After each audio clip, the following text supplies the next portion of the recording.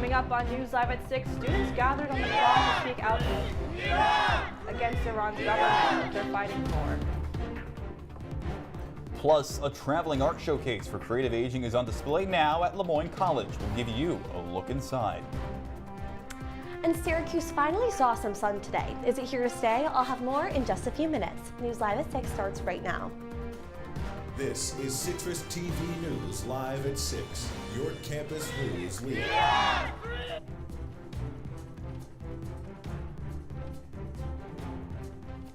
Earlier today, dozens of students affiliated with the Iranian Student Association gathered on the quad to protest Iran's recent violent crackdown on its citizens. Welcome to News Live at 6. I'm Anjana Dasam. I'm Tyler Oldano. CitrusTV's Jackson Breslin was at the demonstration and talked to students to see why they're continuing to fight for freedom. The echoes of chants bounced around and cut through the quad. Free Iran! King Reza! The origin, Iranian students protesting their home country's violent crackdown on protesters. So we are here to be the voice of Iranian people, to clarify what's really going on in Iran and being their voice. Protests in Iran began in late December. Since then, tens of thousands of civilians are estimated to have been killed by the government, and thousands more arrested, their fate still unknown. It's really tragic for us, so we didn't have any connection for over 2 weeks with our families. We even didn't know that they are alive or not. Large internet blackouts made communication with their family back home nearly impossible. One demonstrator says the regime is downplaying what is actually happening in the country. The people, children or adults, were forced to say that their beloved ones were killed by the protesters, not the regime, to be able to return their body back. The protests haven't stopped in Iran. The people are remaining resilient. More than 6,000 miles away in Syracuse, their fight continues. We wanted to say we stand with our people, and even though we can't be there and support them, if I was there, I would have been in the street. I would have been probably killed by now, right? Fighting for freedom, ensuring the lives lost are not in vain. In Syracuse, Jackson Breslin, Citrus TV News. Jackson, thank you for your coverage. This week is Interfaith Week at Syracuse University. Hendricks Chapel is hosting various events that provide the opportunity to learn about diverse religions, traditions, and cultures. Events include Buddhist meditations, Catholic Mass, Shabbat dinner, and more. Well, if you're scoping out our on-campus living next semester, listen to this. Sophomore Living Learning Community applications are now open. Syracuse is offering a variety of LLCs to support personal and professional growth for rising sophomores. Next year offers a variety of communities, including multicultural, indigenous, LGBTQ, and more. Applications are due March 11th. And staying on campus as part of Syracuse University's Black History Month events, students are invited to a zine creation workshop tonight at Shine Student Center. Starting at 7:08 p.m., attendees are welcome to create personalized book lists. There will be discussions on how zines originated in Black communities and can help raise awareness for various groups. The event is free and welcome to all. Well, speaking of events, an art curated by older adults is traveling throughout Central New York. Our Grace McCloskey is here to explain how this showcase is working to break down stereotypes about aging and memory loss. From the Syracuse Airport to the Lemoyne College Library, Arts and Minds, a showcase for creative aging, is moving all over Central New York. The showcase features weaving, watercolor, and more from older adults, including those living with dementia. We tend to do a little bit more of abstract work in our group. It allows for that creativity without feeling like you have to replicate something specific, especially when you don't have an art background. Syracuse Jewish Family Services is the organization that facilitates arts and aging and dementia programs, the programs which yielded the art for this showcase. It's a very special type of relationship working with the artists. You really appreciate how far they've come in their artistic abilities and just their social capacities with one another. People like Hannah and Casper lead and support art projects among aging adults, but this is more than just making art. A key goal of this traveling showcase is to reduce stigma and negative connotations on aging by allowing creative expression later on in life. And this art show is a part of our overall Arts and Minds initiative, which is to bring more arts programming to older adults and specifically memory loss, and also break stereotypes in the community. Facilitators have seen firsthand the positive impact that creating art has had on elder artists. It creates a sense of pride in what you're creating. The more you are exposed to what you're making, and the more you get to have agency over where it goes. The showcase will remain in the Wilson Art Gallery at Lemoyne College until March 27th. For Citrus TV News, I'm Grace McCloskey. Grace, thank you. The Book Buddies program is helping build community and essential reading skills for children. Citrus TV's Zara Mullick learned how the initiative is impacting the local community. Book Buddies is a volunteer-based program that pairs adults with students from kindergarten through 3rd grade to help kids learn reading skills. Program assistant Katie Gordon explained the need for the program, especially in the Syracuse area. Yeah, there's just a really dramatic need for literacy skills in the district. Book Buddies schools in particular all fall below those district standards. So if the district's 24%, we have schools that are at 16, 15. One school had no 3rd graders meet that standard last year. So we're in the highest need schools in a high need district. Beyond reading skills, the program offers something way more: stability and connection. Gordon explained how the consistency and one-on-one time with the kids is what helps make the program so transformative. So many challenges that they face in their lives beyond just school that it's really hard to come there and be ready to learn. It's huge for the kids to have a reliable adult who comes, every week for them and shows up for them. Some of these adults who are showing up for these kids are SU students, a part of the School of Education, and one student spoke about what she looks forward to the most each visit. It's like seeing the smiles on their faces, like when you come, because if you continue to show up, that's what matters most. And like the hugs you'll get, like the excitement you get from from them seeing you, I think that's what I'm looking forward most. The Book Buddies program runs from Monday through Thursday throughout the academic year. For more information, go to cnybookbuddies.org. For Citrus TV News, I'm Zara Mullick. Well, thank you again, Zara. I'll tell you one thing. The weather's been a little bit chilly lately, and I think reading a book, perfect way to pass the time. Oh, 100%. It is so beyond cold outside. I was walking in heels outside. Do not recommend doing that in the snow, but I had to be studio ready. But here to tell us more about the weather is our Skylar Smith. Skylar, what's it looking like? Yeah, Anjana and Tyler, although it is a little bit warmer today than it was last Monday when classes were moved online because of the snow, it is still quite cold outside. I was wearing my big coat and gloves, which I definitely recommend you doing if you're going outside. It is currently 22 degrees, but we are experiencing 10-mile-per-hour winds, which is making it feel a lot colder than it actually is. We did see some sun today, though, which was very exciting. It helped melt some of the snow off of the ground, but the temperature is going to be dropping again tonight. It's going to be 8 degrees with 8-mile-per-hour winds, and it's going to feel like 5 degrees outside. And so definitely bundle up, get your coat, grab your gloves if you're going to the library or to be doing any studying outside. But that's all I have for now, guys. Well, thank you so much. Well, if you're looking to make an escape to maybe somewhere a little bit warmer, the Syracuse Regional Airport Authority announced an expanded summer schedule for Delta Airlines. This includes a 4th nonstop flight from Syracuse to Atlanta. Beginning June 7th, a new Atlanta-bound flight will depart at around noon and arrive at Hartsfield-Jackson Airport just after 2 p.m. Dells will also upgrade their aircraft on their Minneapolis-Syracuse route. This will increase their capacity by 75%. And Onondaga County purchased the former Sears at Shoppingtown Mall for $4.5 million. This purchase puts the county one step closer to owning the entire property, missing only the former Macy's store. Shoppingtown closed in 2020, where it was sold to developers who were unable to finish their plans because parts of the mall were owned separately. The county plans to use this space to build a technology park. Well, Governor Kathy Hochul announced that $9 million will be added to the federal, state, and local cybersecurity grant program for counties and schools throughout the state. The money will go towards multi-factor authentication, which will make sensitive information like passwords and addresses a lot more secure from threats. In Onondaga County, multiple schools, municipalities, and the county itself will receive funding, all from this new program. And the good cause eviction law may be opted back after a majority of Syracuse Common Council is in agreement. Just a year ago, a different set of city legislators pulled the measure from consideration. In 2024, the state of New York opted the law and it was automatically applied to New York City. but was left for upstate legislation to decide if they wanted to opt in. The law limits rent increases and provides protections against retaliatory evictions. Counselor at Large Hannah Ehrenreich is introducing the opt-in for the council's February 9th meeting with the support of 4 other counselors, which is just enough for it to pass.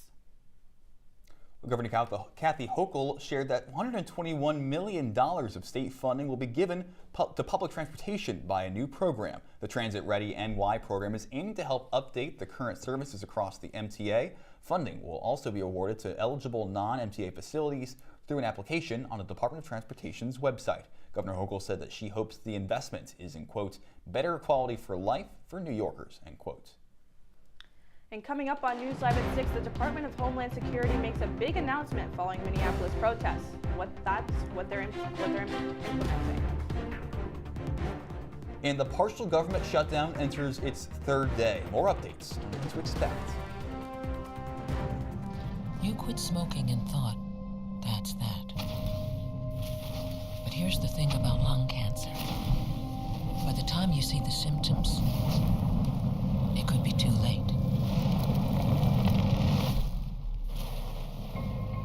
But now, there's a new scan that can detect lung cancer early, when it's more curable. If you smoked, get scanned. Talk to your doctor or learn more at savedbythescan.org. I don't think that many kids in my son's school even do it. He makes fun of his friend who vapes. He would never try it. She's into soccer. She's on the honor roll. She's just not the type. No way. No way. No way. No way, my kid would never vape. Get your head out of the cloud. Today, nearly 8,000 kids will start vaping. Maybe even yours. Learn about the dangers at talkaboutvaping.org.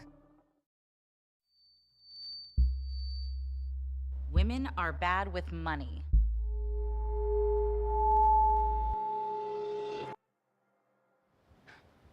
It's what the world's been saying for centuries. But now, we've got something to say. Save it. Save the old-fashioned advice, the empty excuses. It's all worthless, unlike us. To our fellow females, it is time to save ourselves by saving our money. Contributing to our futures, investing in our independence. Until we're no longer 80% more likely than men to live in poverty in retirement. So again, we say to that, Save it. The falsehoods, the feelings of fault.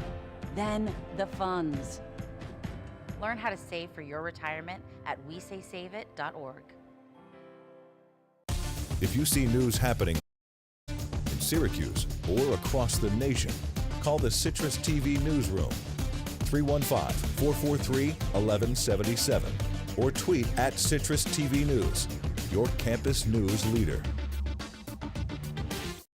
Welcome back to News Live at 6. Just over an hour ago, head of the Department of Homeland Security, Kristi Noem, announced all on-ground officers in Minneapolis will be issued body cameras. This follows multiple incidents resulting in the death of Renee Good and Alex Preddy. Though the initiative will begin in Minneapolis, Noem says that there are plans to distribute cameras nationwide. That will take place, of course, as funding becomes available. And the latest on the government shutdown as it enters its third day, the federal government likely won't reopen until at least tomorrow, when the House is expected to hold a critical votes on the funding package. This, of course, comes after Senate Democrats expressed their concerns over immigration enforcement since Alex Preddy's killing. This partial shutdown still affects programs and services such as air traffic controllers and the IRS. Federal workers are also suspended during this time. Fulton County announced that it will challenge the legality of the FBI's search and seizure of the 2020 election records. On Wednesday, the FBI took 700 boxes of election materials from Fulton County. Commissioner Marvin Arrington Jr. is expected to file a motion that allows individuals to get their property back in attempts to protect voter information.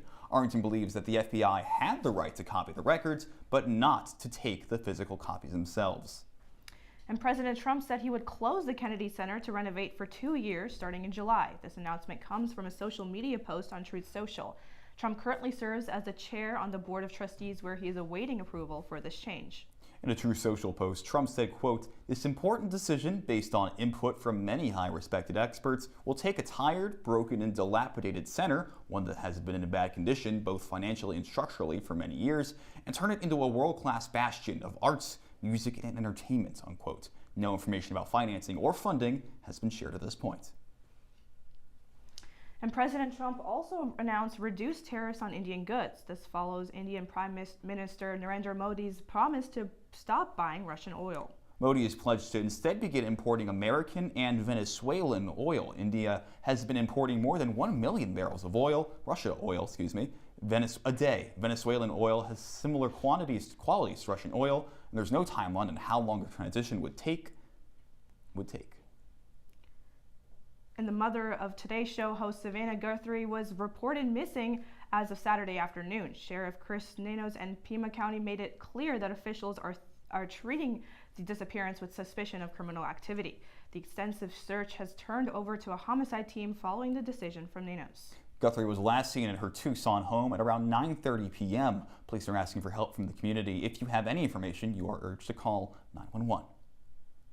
And coming up, it is Groundhog Day. I'll have your 5-day forecast plus what Punxsutawney Phil predicted soon. Stick with us.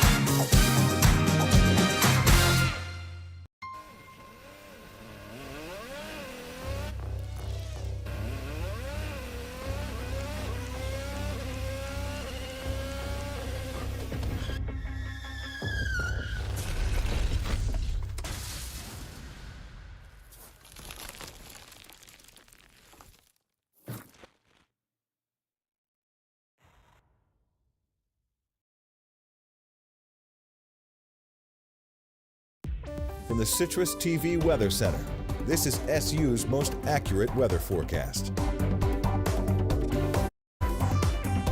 Welcome back to News Live at 6. Looking at the next few days, Tuesday, Wednesday, and Thursday, we're going to see some cloudy, gray, classic Syracuse skies with a high of 28 degrees on Tuesday, 23 degrees on Wednesday, and 21 degrees on Thursday. However, Friday and Saturday, we can expect some rain/snow, and it will probably freeze over Saturday night as the low is -3 degrees. So make sure to bundle up and wear your boots if you're planning on going outside. It is also Groundhog Day, and I asked the Monday News Live at 6 team if they thought Punxsutawney Phil would see his shadow. 75% of them said he would not see his shadow, and then there's 25% of us who said he wouldn't see his shadow, meaning that winter would end much sooner. I was really hoping for some warmer weather, and Punxsutawney Phil almost always sees his shadow. He's seen it 108 out of 129 times, and 4 out of the 5 times in the past 5 years. He also doesn't have the best track record. Phil has a 35% accuracy rating, when Chuck from Staten Island actually has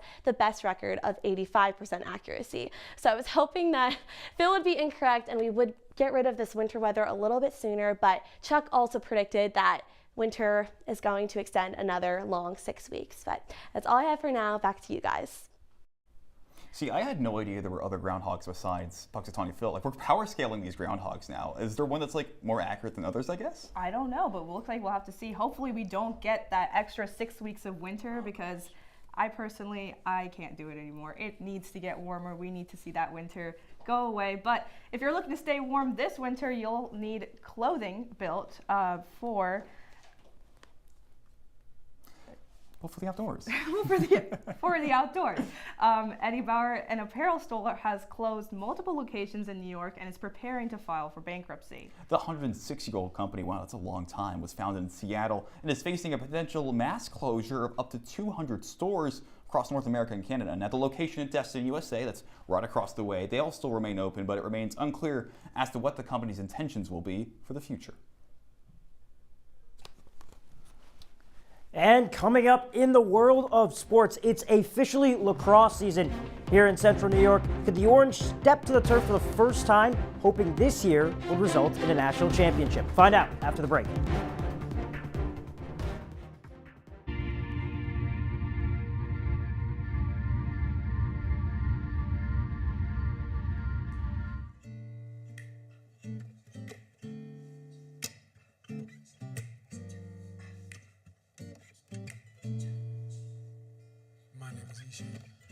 Hi, my name is Sadie Miller. My name is Luke Brady. I go by St. Luke.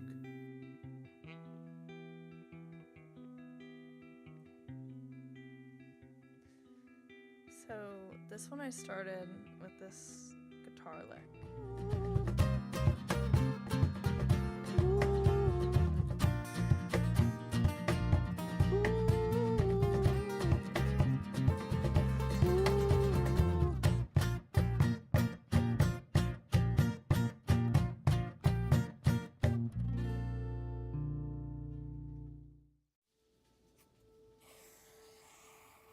Dad? Just 1 minute, okay? Hey, Bobo, do trees tell each other stories? I'm sorry. I'm afraid I don't know that. Hey, why don't we go find out?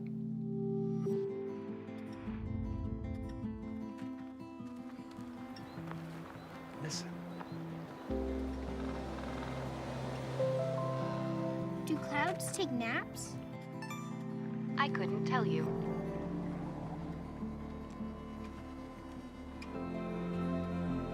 Can birds draw pictures? I don't have an answer for that. Dad, do stars visit their friends? Look!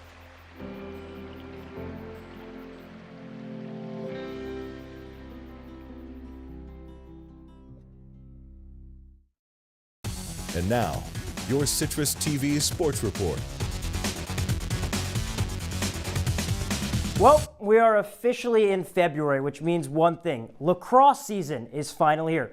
Welcome to sports. I'm Rahil Jaswal. Syracuse men's lacrosse opened its season against number 17 Boston University yesterday.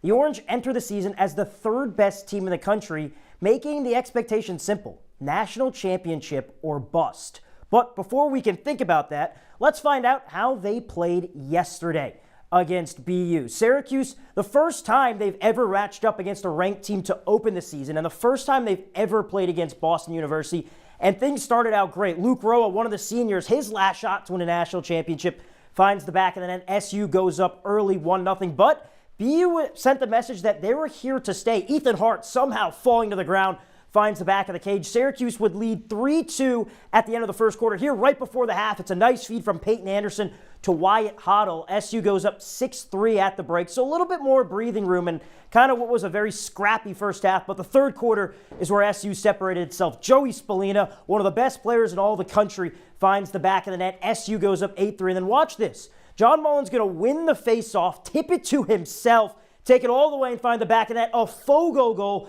very rare in lacrosse. SU goes up 10-4 in the third quarter, and now we flash point to the end of the third quarter, just under a minute left. Joey Spallina doing what he does best, facilitate for his teammate, picks out a beautiful pass to Peyton Bear Anderson, sophomore expected to have a huge year filling in for Owen Hiltz in the attacking side. Syracuse goes up 12-6 after 3. They would score one more in the fourth quarter, and that would be the final. SU takes down BU 13-6. They play St. Joseph's next weekend. So Syracuse starts the season 1-0.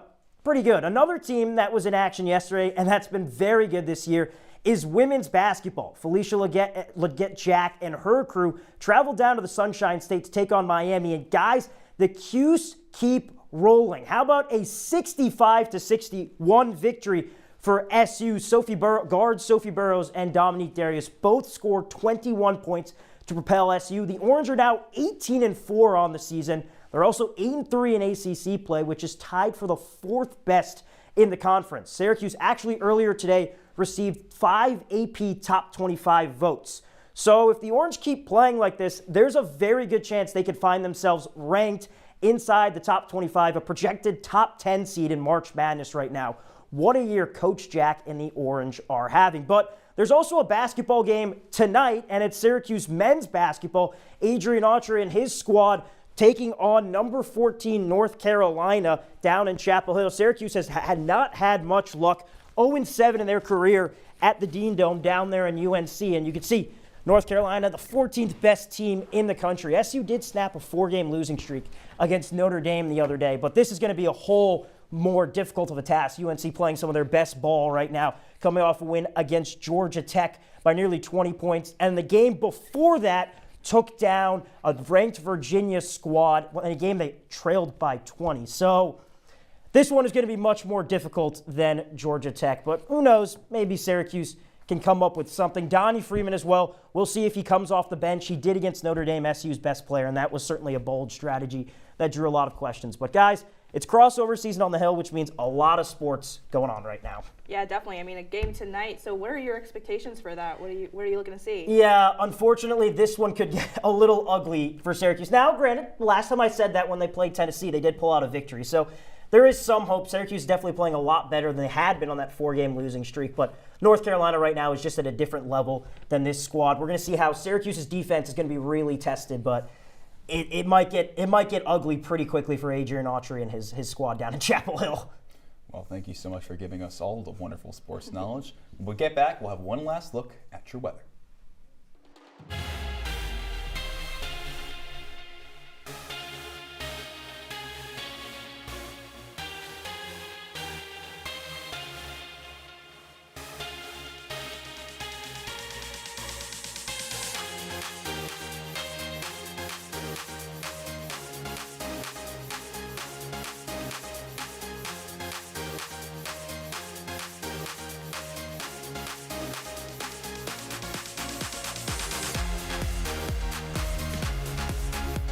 Welcome to Live from Studio B.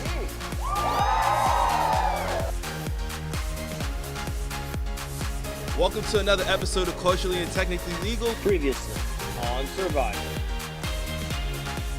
Welcome back to the Esports Juice Box, where we break down this week's esports news into digestible sizes for easy consumption.